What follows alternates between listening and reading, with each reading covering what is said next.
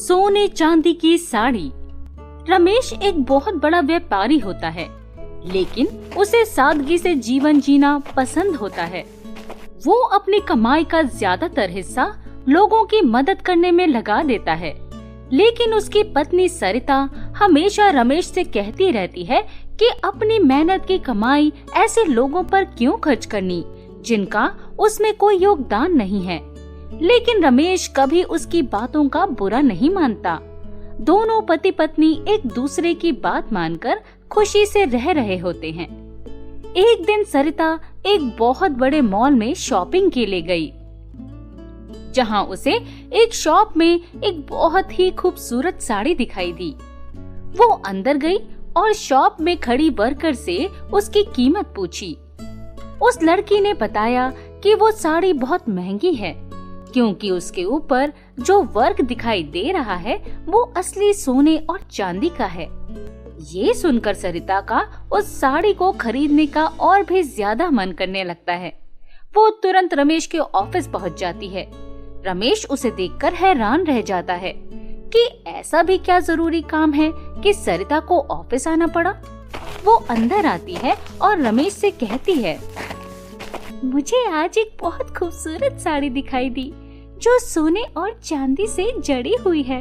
मुझे वो साड़ी बहुत पसंद है, तुम मुझे वो लाकर दो। ये सुनकर रमेश कहता है, तुम बस एक साड़ी के लिए अचानक से यहाँ आ गई हो। तुम्हें पता है ना, दिखावटी चीजें इंसान के मन को खराब कर देती हैं। हमें सादगी का जीवन जीना चाहिए।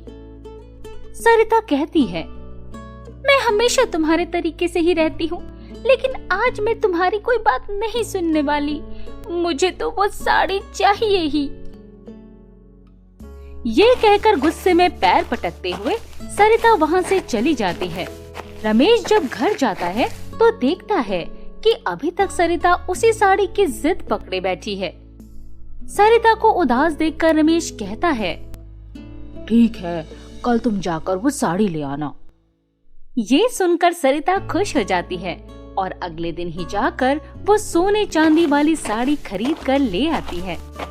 पूरे दिन उसे निहारती रहती है, यहाँ तक कि रात को भी सरिता को उस साड़ी को खुद से दूर रखने का मन ही नहीं करता। रमेश ने पहले कभी कोई कीमती चीज नहीं खरीदी थी, इसलिए उसने कभी अपने घर में चोरों से बचने के लिए कोई सेफ्टी सिस्टम नहीं लगवाया था।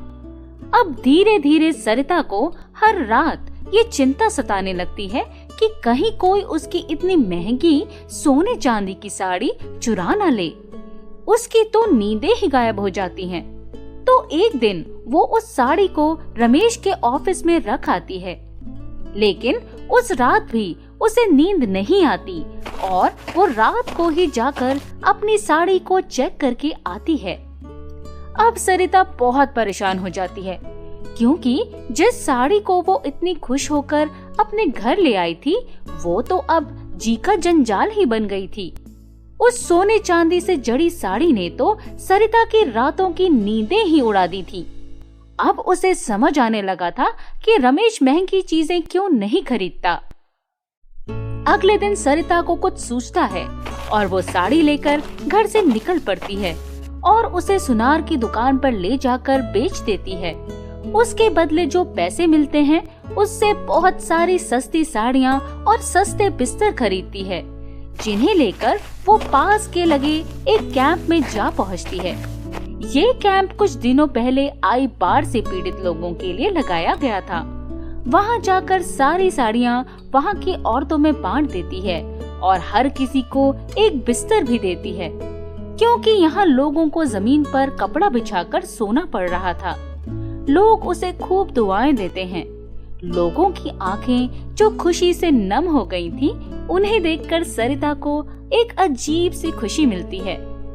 अब उसे समझ आता है कि क्यों रमेश लोगों की इतनी मदद करता है।